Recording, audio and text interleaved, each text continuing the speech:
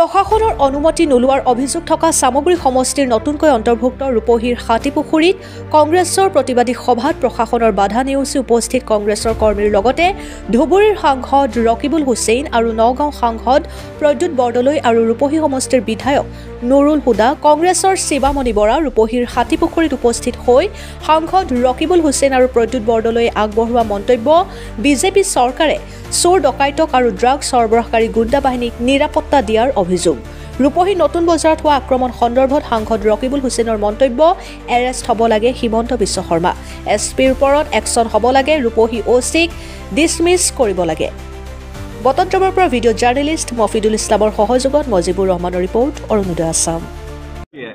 তেওঁৰ বহুত কাম, মোদী ডাঙৰীয়া আহিব কাইলৈ, ঝুমুৰ পাতিছে, খুব ভাল পাইছোঁ আমি, আৰু লগতে এডভান্টেজ আছাম বুলি এটা কৰিব। কিন্তু তৎসত্ত্বেও তেওঁ উঠি পৰি লাগিছে আমাৰ কংগ্ৰেছ কৰ্মীসকলৰ এজন কৰ্মীৰ নিজৰ ব্যক্তিগত ঘৰৰ ব্যক্তিগত মাটিৰ চোতালত আমি আজি লগ খোৱাৰ কথা, আৰু লগ খোৱাৰ উদ্দেশ্য একেবাৰে সাধাৰণ কথা। আজি 3 দিনৰ আগতে আমাৰ ৰকিবুল হুছেইন ডাঙৰীয়া তেওঁৰ পুৰণা সমষ্টিলৈ আহিছিলে, আৰু আহোঁতে পুলিচৰ ছত্ৰছায়াত থকা বিজেপিৰ সদস্য কেইবাজনো ইয়াৰ ভিতৰত সদস্য, তেওঁলোকে দলবদ্ধভাৱে অতি প্ৰণালীগতভাৱে ৰকিবুল হুছেইনক হত্যা কৰিবৰ কাৰণে দিন দুপৰতে ৰাস্তাৰ ওপৰত যি আক্ৰমণ কৰিছিলে, ইয়াৰ আমি গোটেই কংগ্ৰেছ পৰিয়ালৰ লোকসকলে কেৱল প্ৰতিবাদেই কৰা নহয়, আমি সকলো আজি এই ৰূপহী সমষ্টিৰ এই অঞ্চলত য'ত তেওঁক আক্ৰমণ কৰিছিলে, নাতিদূৰত আক্ৰমণ কৰিছিলে, আমি সকলো ইয়ালৈ আহিছোঁ। আহি পেলাই ৰকিবুল হুছেইন ডাঙৰীয়াৰ প্ৰতি আমাৰ একাত্মবোধ, আমাৰ সমমৰ্মিতা আৰু আমাৰ সকলো ধৰণৰ আমি কংগ্ৰেছ পৰিয়াল যে একলগ হৈ এনেকুৱা ধৰণৰ গুণ্ডা বাহিনীৰ যি অত্যাচাৰ, পুলিচৰ ছত্ৰছায়াত থাকি পেলাই, প্ৰশাসনৰ ছত্ৰছায়াত থাকি, তাৰ বিৰুদ্ধে আমি সকলোৱে আজি একাত্ম হৈ পেলাই ইয়াত মাত মাতিবৰ কাৰণে আমি আহিছোঁ। কিন্তু যোৱাকালিৰ পৰা পুলিচ বাহিনীয়ে, প্ৰশাসনে এনেকুৱা ধৰণৰ আতিশয্য চলাইছে, চাৰিওফালে তেওঁলোকে মাইকত এনাউন্স কৰিছে, তেওঁলোকে পুলিচ বাহিনী পঠিয়াইছে, ঠায়ে ঠায়ে বেৰিকেড কৰিছে, আমাৰ কৰ্মীসকল ইয়াত অহাত বাধা দিছে। তৎসত্ত্বেও আজি প্ৰায় 700-800 আমাৰ কৰ্মী আহি নিজাববীয়াকৈ আহি খোজকাঢ়ি আহি ইয়াত সমবেত হৈছে। মই সকলো কৰ্মীকে ধন্যবাদ জনাইছোঁ, আৰু আমি সকলোৱে এই কথা স্পষ্ট কৰি দিছোঁ যে বিজেপিৰ যিটো চক্ৰান্ত, এই মাত্ৰ 10জন মানুহৰ কথাহে মুখ্যমন্ত্ৰীগৰাকীয়ে বিধানসভাৰ মজিয়াত এনাউন্স কৰিছে, লিষ্টখন মোৰ লগত আছে। কিন্তু ৰকিবুল হুছেইন ডাঙৰীয়াক আক্ৰমণ কৰিছে, তেওঁৰ পুত্ৰক আক্ৰমণ কৰিছে। ৰকিবুল হুছেইন ডাঙৰীয়াই 24জন, তাৰ ভিতৰতে পুলিচ বাহিনীৰ 2জনকৈ সুৰক্ষাৰ কামত নিয়োজিত, এজন ফাংচু ডাঙৰীয়া আৰু এজন জিতুমণি বৰা, তেওঁলোকক যেনেকৈ ঘূৰিয়াই লঠিয়াই গুণ্ডা বাহিনীয়ে এওঁলোকৰ ছত্ৰছায়াতে আজি তেওঁলোকৰ ফ্ৰেংকেষ্টাইন হ'বলৈ গৈ আছে। তেওঁলোকে যি আক্ৰমণ কৰিছে, সেই আততায়ীবিলাকক চিনাক্ত কৰি 24জন লোকৰ নাম ৰকিবুল হুছেইন ডাঙৰীয়াই নিজে দিছে। কিন্তু সেই 24জনৰ মাত্ৰ 10জনৰ নাম ঘোষণা কৰিছে, বাকী 11জন হিমন্ত বিশ্ব শৰ্মাৰ বিজেপিৰ আটাইতকৈ বুকুৰ কুটুম চাগে, সেইকাৰণে তেওঁলোকৰ নাম ইয়াৰ পৰা আঁতৰাই ৰাখিছে। তাৰ ভিতৰত এজন ৰূপহী থানাত বহি পেলাই ড্ৰাগছৰ ব্যৱসায় কৰা, গোটেই নগাঁও জিলাৰ ড্ৰাগছ সৰবৰাহৰ এজন মূল নায়ক হিচাপে চিহ্নিত এজন ব্যক্তি, যিজন তজমুল হুছেইন, যি ফটো আছে, যিজনে এই আক্ৰমণ পৰিচালনা কৰিছিলে, তজমুল হুছেইনৰ নাম কিন্তু সেই 10জনৰ ভিতৰত নাই। তাৰমানে এইটো কথা স্পষ্ট হৈ গ'ল যে বিজেপিয়ে, অসমৰ মুখ্যমন্ত্ৰীয়ে, অসমৰ গৃহমন্ত্ৰী ডাঙৰীয়াই এই ড্ৰাগছ, চোৰ ডকাইত এইবিলাক মানুহক ৰক্ষণাবেক্ষণ দি তেওঁলোকক সাঁচি ৰাখিছে, তেওঁলোকক ভেৰনীয়া গুণ্ডা বাহিনী হিচাপে নিয়োজিত কৰিছে। চামগুৰিৰ বাই ইলেকশ্যনটো কৰিছিলে, এতিয়া ৰকিবুল হুছেইনৰ বিৰুদ্ধে কৰিছে, আমাৰ কংগ্ৰেছ কৰ্মীৰ বিৰুদ্ধে কৰিছে, আৰু এই বিষয়ে কোনো সন্দেহ নাই যে 2026ত বিধানসভা নিৰ্বাচন আগবাঢ়ি অহাৰ লগে লগে তেওঁলোকে এই ভেৰনীয়া গুণ্ডা, চোৰ ডকাইত, ড্ৰাগছৰ বেপাৰী, পুলিচৰ ছত্ৰছায়াত থাকে এইবিলাকে, আৰু তেওঁলোকে এইবিলাকক ব্যৱহাৰ কৰিব আমাৰ কংগ্ৰেছ কৰ্মীৰ ওপৰত জঁপিয়াই পৰিবৰ কাৰণে। কিন্তু আজি মই আমাৰ কংগ্ৰেছ পৰিয়ালৰ আমাৰ সকলো আছে, সকলোৰে হৈ এই কথা স্পষ্ট কৰি দিছোঁ, এয়া আমি কেতিয়াও সহ্য নকৰোঁ। আমি নিজেও ৰাস্তাত নামিম, আৰু এওঁলোকৰ বিজেপিৰ যিবিলাক কথা তেওঁলোকে অশান্তি বিয়পাবৰ কাৰণে যিবিলাক কাম কৰিছে, তাৰ বিৰুদ্ধে আমি য'ত নামিম, এই কথা স্পষ্টভাৱে আজি ঘোষণা কৰিম। আৰু অসমৰ ৰাইজ আজি সফল হ'ল। সৰ্বশক্তি প্ৰয়োগ কৰি আজি তেওঁ এই সভাখন বানচাল কৰিব বিচাৰিছিল। আমি এখন প্ৰস্তুতি সভা কৰিছিলোঁ, তাতেই তেওঁ ভয়ত ত্ৰস্তমা আমাৰ চাহটোকে বাকলৈ আৰম্ভ কৰিছে।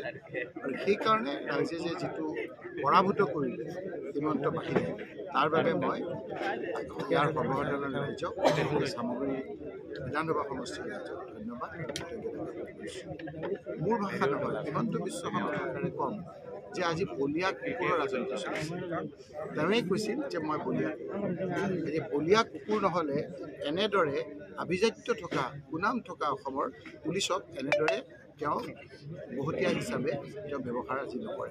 আজি তেওঁৰ ইয়াৰ উচিত আপোনাৰ শিক্ষা দিছে। বহুত পুলিচৰো মনবিলাক বেয়া যে তেওঁ যিদৰে ব্যৱহাৰ কৰিছে, উপায়ো নাই। গতিকে মই যিসকলে ইয়াত আহি আমাক অংশগ্ৰহণ কৰিলে সেই ৰাইজসকলক মই ধন্যবাদ জনাইছোঁ, কৃতজ্ঞতা জনাইছোঁ। আৰু প্ৰদ্যুৎ বৰদলৈ ডাঙৰীয়াই দিল্লীৰ পৰা উধাটো খাই আহিছে। আজি তেওঁ অহাৰ প্ৰগ্ৰাম নাই, তেওঁ গাটো বেয়া, অপাৰেশ্যন হৈছে। আজি সুধা ডাঙৰীয়া আহিছে, বিধায়কসকল আহিছে, মই তেখেতসকলক ধন্যবাদ জনাইছোঁ। আৰু আপোনালোকে জানে যে অসমৰ ভিতৰত মই ভালকৈ জানো যে সকলোতকৈ ভয়াতুৰ ব্যক্তি হ'ল হিমন্ত বিশ্ব শৰ্মা।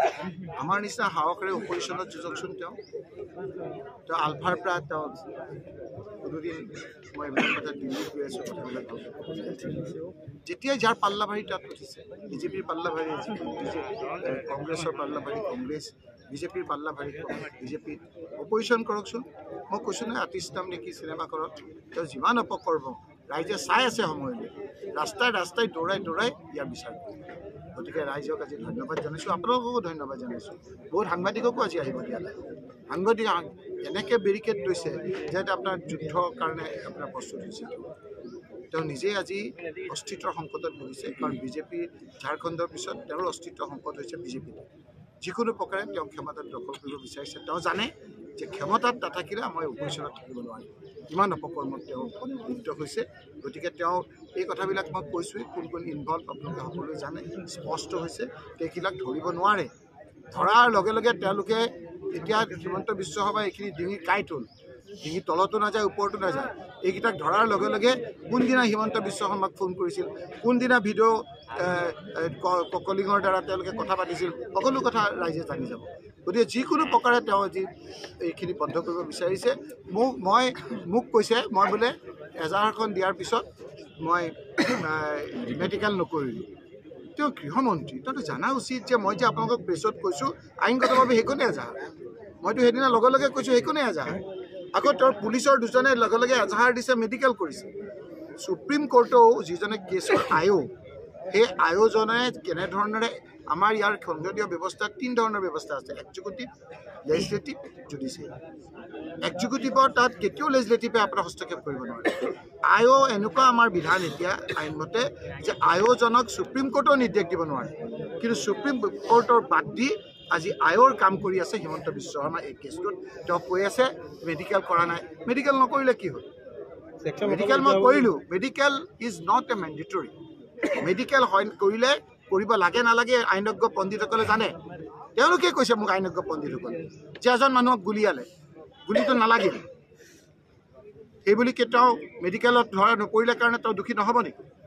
এই ধৰণৰ কথাবিলাক আৰ্গুমেণ্ট আহিব তাত। আয়োজনে ক'ব, আয়োজনে কোৱাৰ লগে লগে মই মেডিকেল কৈছোঁ, হিমন্ত বিশ্ব শৰ্মাই নিৰ্দেশ দিছে। এইবিলাক কেৱল পাতত লিখা আছে, এটা এটাকৈ তন্নকৈ বিচাৰ হ'ব। ইয়াৰ অচিজন স্পষ্ট যে জোনমণি ৰাভাৰ কেছত তেওঁ ইনভলভ আছিলে, সেইকাৰণে তেওঁক ইয়াৰ পৰা বদলি কৰিছিল। এতিয়া তেওঁলোকৰ কথা হ'ল যে তোমাক যদি বচাব লাগে তোমালোকে কংগ্ৰেছৰ ওপৰত অত্যাচাৰ কৰা। ইয়াৰ SP ডাঙৰীয়া, মোৰ ফোনটো আপোনাৰ, মই এজন ভাৰতৰ ভিতৰত, পৃথিৱীৰ ভিতৰত ৰেকৰ্ড সংখ্যক ভোটেৰে মোক নিৰ্বাচিত কৰিছে সংসদীয় ব্যৱস্থাত। 5 বাৰকৈ মই বিধায়ক হৈছোঁ, 3 বাৰকৈ মই কেবিনেট মন্ত্ৰী আছোঁ। তেখেতে ব্লক কৰি থৈছে। তেখেতক যদি মই ফোন নকৰাহেঁতেন, অচিক যদি মই নোকোৱাহেঁতেন, মোৰ ইঞ্চিডেণ্টটোৱে নহয়, কাৰণ তেওঁলোকে বাকীখিনি মানুহে এইখিনি গম নাপালেহেঁতেন। আজিও আপোনালোকে বহুতক তেওঁলোকে কৈ ফুৰিছে। গতিকে এই কথাখিনি আমি কৈছোঁ, মই ধন্যবাদ কৃতজ্ঞতা জনাইছোঁ ইয়াৰ মানুহখিনিক। এইটো এটা সংকেত, ইংগিত। ইয়াৰ পিছত আমি ডাঙৰ সভা কৰিম, প্ৰত্যেক ঠাইতে কৰিম। গোটেই অসমৰ কেৱল কংগ্ৰেছী নহয়, বিভিন্ন জ্যেষ্ঠজন, বিভিন্ন জাতীয় সংগঠন, বিভিন্ন লোকে যি মোক এই ক্ষেত্ৰত আমাক একান্তভূত দেখুৱালে, সেইসকলকো মই মোৰ অন্তঃস্থলীতাত কংগ্ৰেছ দলৰ ফালৰ পৰা ধন্যবাদ কৃতজ্ঞতা, আৰু AICCৰ লোকসকলে মোক যথেষ্ট খবৰ লৈছে, সেইসকলকো মই ধন্যবাদ কৃতজ্ঞতা জনাইছোঁ। মই এই ক্ষেত্ৰত মই স্পীকাৰ ডাঙৰীয়াক যোৱাকালি এই গোটেইখিনি মই জনাইছোঁ। অহাকালি আমাৰ স্পীকাৰে গঠন কৰা এখন কমিটিৰ কাৰণে মই মিটিঙত যাব লাগিব। মই প্ৰধানমন্ত্ৰীকো এই কথাখিনি জনাইছোঁ, হোম মিনিষ্টাৰকো এই কথা জনাইছোঁ। আগত জনোৱা সময়ত স্পীকাৰে এই ক্ষেত্ৰত তেওঁক বিধিবিহিত ব্যৱস্থা লৈ তেওঁক জনাবৰ কাৰণে কৈছিল। ততাতয়াকৈ মোক এখন এস্কৰ্ট দিছিল, কিন্তু তাৰপিছত কাটি দিলে, কাৰণ এইটো বিনাশকালে বিপৰীত বুদ্ধি, তেওঁৰ উল্টা গণনা আৰম্ভ হৈছে। সেইকাৰণে তেওঁলোকে বলীয়া কুকুৰৰ দৰে আজি কাম কৰিছে। কুকুৰৰ লগত আমাৰ কুকুৰহে লাগিব, মই তেওঁৰ লগত মুখচুমতি কৰিব বিচাৰোঁ।